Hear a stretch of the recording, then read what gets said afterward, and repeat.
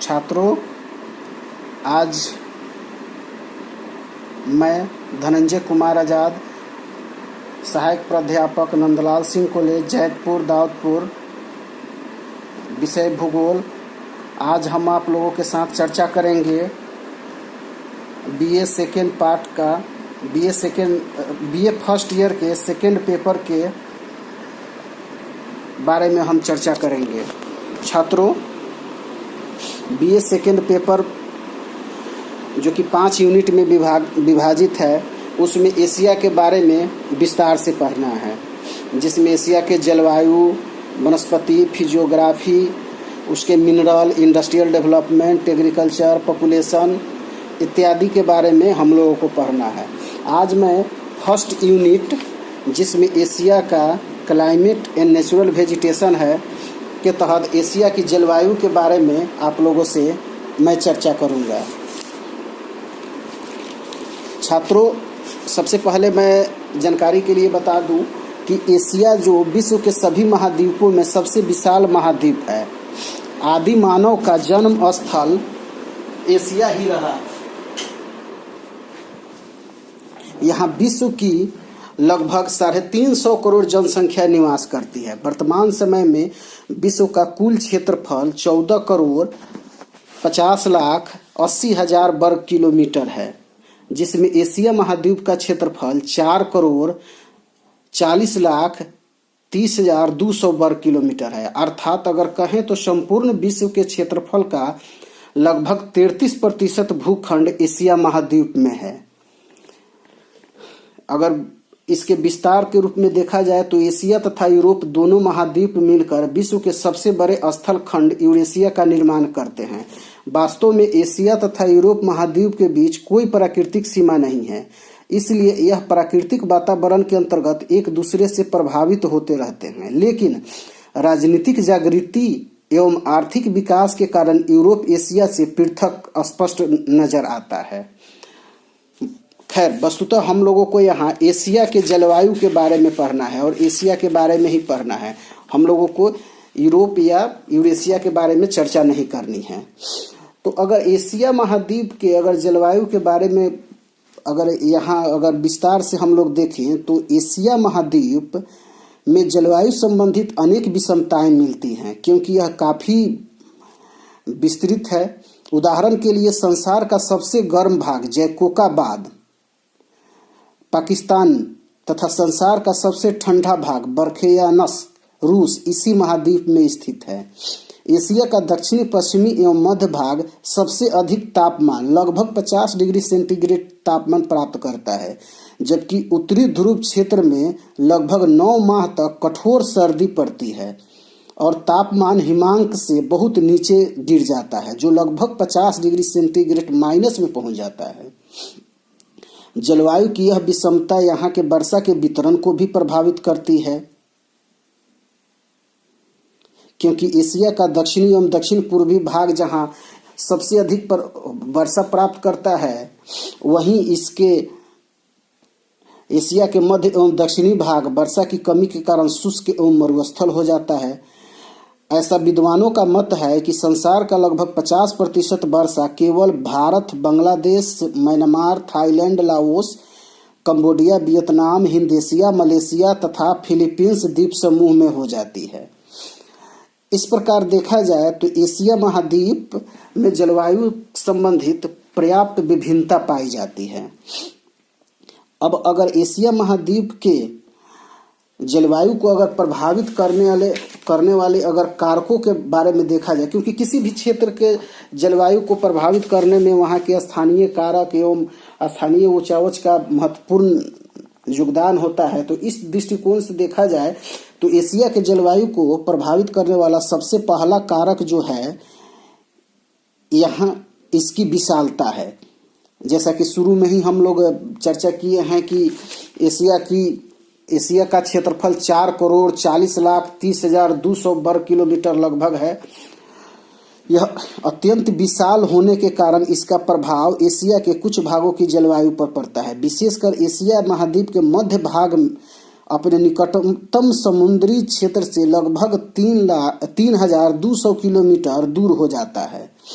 जिसके फलस्वरूप यहाँ समुद्रिक दशाओं के समकारी प्रभाव नहीं पड़ पाता है तथा यह भाग जलवायु पूर्णतः महाद्वीपीय हो जाता है, कॉन्टिनेंटल जलवायु हो जाता है। इस भाग में तापांतर अधिक मिलता है। गर्मी के दिनों में तापमान बढ़ जाता है और सर्दी के दिनों में तापमान इतना गिर जाता है कि बर्फ जम जाती है। एशिया महाद्वीप के जलवायु को प्रभावित करने वाले दूसरा कारक जो है, एशिया महाद्वीप के मध्य भाग में उठी हुई पर्वत श्रेणियां है। एशिया महाद्वीप के मध्य भाग में पर्वत श्रेणी के पर्वतों की विशाल श्रेणी पाई जाती है। यह पर्वत श्रेणियां एशिया महाद्वीप को दो भागों में बांटती है, उत्तरी एशिया एवं दक्षिणी एशिया।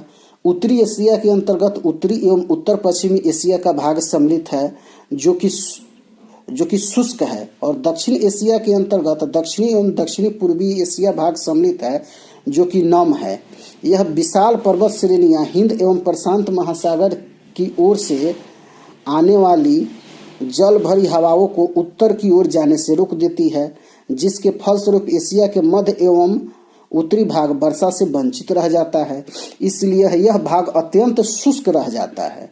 यही कारण है कि इन उच्च पर्वत श्रेणियों को विशाल पर्वतीय बाधा के नाम से भी पुकारा जाता है। इसके अलावा अगर अक्षांशीय विस्तार देखा जाए तो एशिया महाद्वीप उत्तरी गोलार्ध में स्थित है। इसका विस्तार 10 डिग्री दक्षिणी अक्षांश से 80 डिग्री उत्तरी अक्षांश तक पाया जाता है। यह जो भाग विषुवत रेखा के निकट पाया जाता है उसका तापमान अधिक एवं वर्षा अधिक होती है, जबकि ध्रुवों के निकट स्थित भाग में शीत जलवायु पाई जाती है। सागर एवं महासागरों का भी प्रभाव एशिया के जलवायु पर पड़ता है। एशिया महाद्वीप दक्षिण में हिंद महासागर एवं पूर्व में प्रशांत महासागर एवं उत्तर में आंध्र महासागर से घिरा हुआ है। पूर्वी एशियाई भाग लगभग 5 सागरों से घिरा हुआ है। इन सागरों एवं महासागरों से ग्रीष्म से स्थल की ओर बहने वाली पवनें अपने साथ वर्षा ले आती है। इस तरह ग्रीष्म ऋतु यहाँ नमी युक्त हो जाती है। एशिया के जलवायु के विषय में जानकर हम समझ सकते हैं कि यहाँ वर्ष भर जलवायु दशाएं परिवर्तित होते रहती है। एशिया की जलवायु दशाओं को मुख्यतः 2 भागों में बांट के हम अध्ययन कर सकते हैं। ग्रीष्म ऋतु का समय एशिया महाद्वीप में सामान्यतः ग्रीष्म ऋतु अप्रैल माह से प्रारंभ होती है, क्योंकि मार्च के बाद सूरज की किरणें कर्क रेखा पर लंब रूप में पड़ती है। इससे एशिया महाद्वीप के समस्त स्थल खंड पर तापमान में अत्यधिक वृद्धि हो जाती है। एशिया का उत्तर ध्रुवीय प्रदेश जो वर्ष के अधिकतम समय बर्फ से ढका रहता है, इस ऋतु में लगभग 10 डिग्री तापमान प्राप्त करता है। 26 डिग्री की समताप रेखाएं इस समय एशिया के मध्य भाग से गुजरती है। एशिया का दक्षिणी पश्चिमी भाग विशेषकर अरब का मध्य भाग, इराक का मध्य भाग एवं पश्चिमी भाग, भारत का पश्चिमी मरुस्थल भाग, पाकिस्तान का पूर्वी भाग इस समय अत्यधिक गर्म हो जाता है और तापमान 45 डिग्री सेंटीग्रेड तक पहुंच जाता है। इस समय पाकिस्तान में स्थित जैकोबाद नगर तथा इसके आसपास का भाग सबसे अधिक गर्म होता है, जिसका तापमान 50 डिग्री सेंटीग्रेड से भी ऊपर हो जाता है। सामान्यतः इस ऋतु में एशिया के अधिकांशतः भागों में औसत तापमान 45 डिग्री सेंटीग्रेड से अधिक रहता है। अगर शीत ऋतु की बात की जाए तो एशिया महाद्वीप में सामान्यतः शीत ऋतु अक्टूबर माह से प्रारंभ होती है, जो कि सितंबर माह के पश्चात सूरज की किरणें मकर रेखा की ओर बढ़ना प्रारंभ कर देती है। दिसंबर माह में सूरज की किरणें मकर रेखा पर लंब रूप से पड़ती है।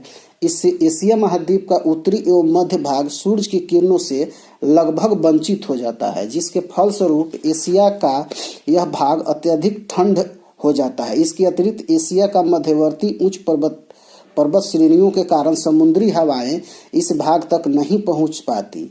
उत्तरी ध्रुव से चलने वाली ठंडी एवं बर्फीली हवाएं एशिया के इस उत्तरी एवं मध्य भाग को और भी ठंडा कर देती है, जिसके कारण इस भाग में तापमान और भी गिर जाता है। जनवरी माह में 0 डिग्री सेंटीग्रेड की समताप रेखाएं अनातोलिया पठार के उत्तरी भाग से लेकर ईरान होते हुए हिमालय पर्वत श्रेणियों के सहारे सहारे गुजरती हुई चीन के मध्य भाग से होती हुई जापान के उत्तरी भाग तक चली जाती है।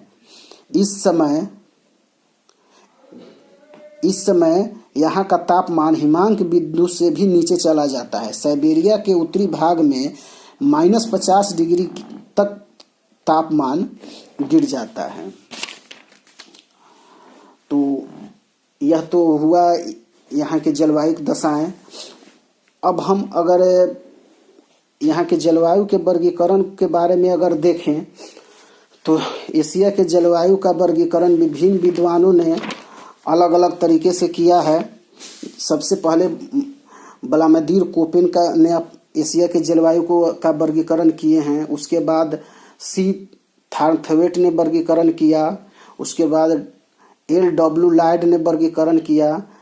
इसके अलावा महान जलवायु वेत्ता डडले स्टाम्प ने भी एशिया के जलवायु का वर्गीकरण किए हैं। उन सभी के जलवायु वर्गीकरण को अगर आत्मसात किया जाए तो हम एशिया के जलवायु को मुख्यतः 4 भागों में बांट सकते हैं, जिसमें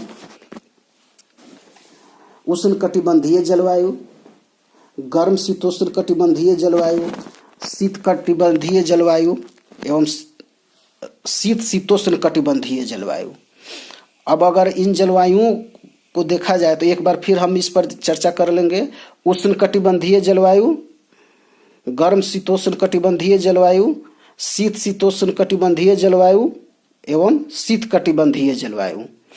अब इसमें स्थानीय स्तर पर इसको और कई उपभागों में वर्गीकृत किया जाता है। अगर उष्णकटिबंधीय जलवायु को देखा जाए तो इसको भूमध्य रेखीय जलवायु, मानसूनी जलवायु और उष्ण मरुस्थलीय जलवायु 3 भागों में बांटा जाता है।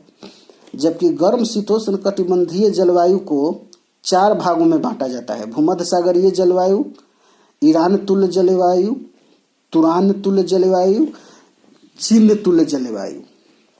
जबकि शीत शीतोष्ण कटिबंधीय जलवायु को 4 भागों में बांटा जाता है। मंचूरियन तुल्य जलवायु, तिब्बत तुल्य जलवायु, अल्टाई तुल्य जलवायु और प्रेयरी तुल्य जलवायु। जबकि शीत शीतोष्ण कटिबंधीय जलवायु को 2 भागों में बांटा जाता है, टाइगा तुल्य जलवायु और टुंड्रा तुल्य जलवायु। अब इसके बारे में अगर हम लोग थोड़ा थोड़ा अगर चर्चा कर लें तो सहूलियत होगी। तो सबसे पहले भूमध्य रेखीय जलवायु। यह जलवायु भूमध्य रेखा के 5 डिग्री उत्तरी तथा दक्षिणी अक्षांशों के मध्य स्थित पूर्वी द्वीप समूह श्रीलंका एवं मालया प्रायद्वीप में पाई जाती है। इस जलवायु की सबसे बड़ी विशेषता वर्ष भर प्रचुर वर्षा एवं तापमान है। यह प्रदेश उत्तर पूर्वी एवं दक्षिण पूर्वी व्यापारिक आर्द्र हवाओं के मार्ग में पड़ता है, इसलिए यहाँ वर्ष भर वर्षा होती है। मानसूनी जलवायु के बारे में देखा जाए तो यह जलवायु इस प्रकार की जलवायु भारत, पाकिस्तान, बांग्लादेश, म्यांमार, हिंद चीन, दक्षिणी चीन, जापान, फिलीपींस द्वीप समूह में पाई जाती है। चूंकि इन भागों में हवाएं मौसम के अनुसार चलती है, इसलिए इन्हें मानसूनी जलवायु कहा जाता है। इस जलवायु में गर्मी तथा सर्दी की दशाएं प्रमुख रूप से दृष्टिगोचर होती है। गर्मी की ऋतु में तापमान यहाँ 26 डिग्री सेंटीग्रेड रहता है तथा दक्षिणी एवं तटवर्ती भागों में तापमान 23 डिग्री सेंटीग्रेड के आसपास रहता है। वर्षा गर्मियों में अधिक होती है क्योंकि इस ऋतु में हवाएं जल से स्थल की ओर चलती है। इस प्रदेशों में वर्षा की मात्रा भिन्न भिन्न होती है, जो कि धरातल के बनावट पर निर्भर करती है। भारत के दक्षिणी पूर्वी भाग, दक्षिणी पूर्वी चीन तट, भारत के पश्चिमी घाट तथा असम के पहाड़ियों पर औसत वर्षा 500 सेंटीमीटर से अधिक होती है, जबकि उत्तर पश्चिमी भाग में केवल 26 सेंटीमीटर वर्षा होती है। उसी प्रकार अगर उष्ण मरुस्थलीय जलवायु के बारे में देखा जाए तो इस प्रकार की जलवायु एशिया महाद्वीप के दक्षिण पश्चिमी भाग, अरब, सीरिया, पश्चिमी इराक तथा भारत के थार मरुस्थल में पाई जाती है।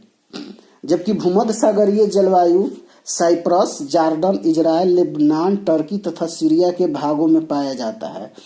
यह जलवायु की सबसे बड़ी विशेषता है कि गर्मियों में यहाँ बहुत अच्छा मौसम रहता है, आकाश स्वच्छ रहता है तथा सर्दियों में वर्षा होती है। यहाँ औसत तापमान लगभग 24 डिग्री सेंटीग्रेड रहता है, जबकि सर्दियों में लगभग 8 डिग्री सेंटीग्रेड तापमान रहता है।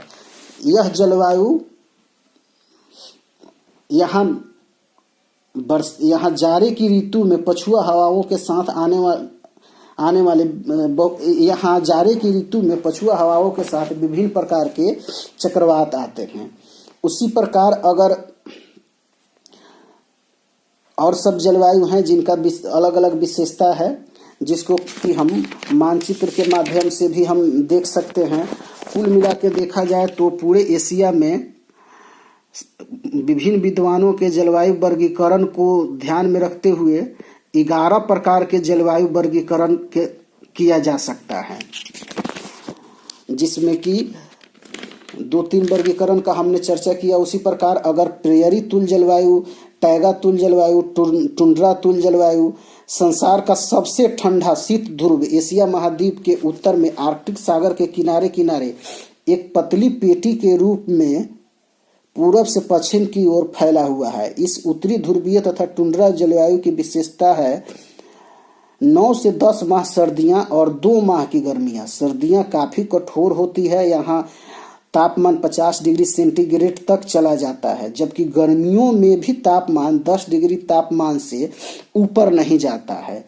यहाँ टुंड्रा तुल्य जलवायु के क्षेत्रों में वार्षिक वर्षा 25 सेंटीमीटर होती है। तो हम समझ सकते हैं कि एशिया के जलवायु के बारे में हम लोगों ने अच्छी तरीके से जानकारी प्राप्त की। अब अगले दिन हम लोग एशिया के पॉपुलेशन या उसके प्राकृतिक वनस्पति के बारे में जानेंगे। धन्यवाद।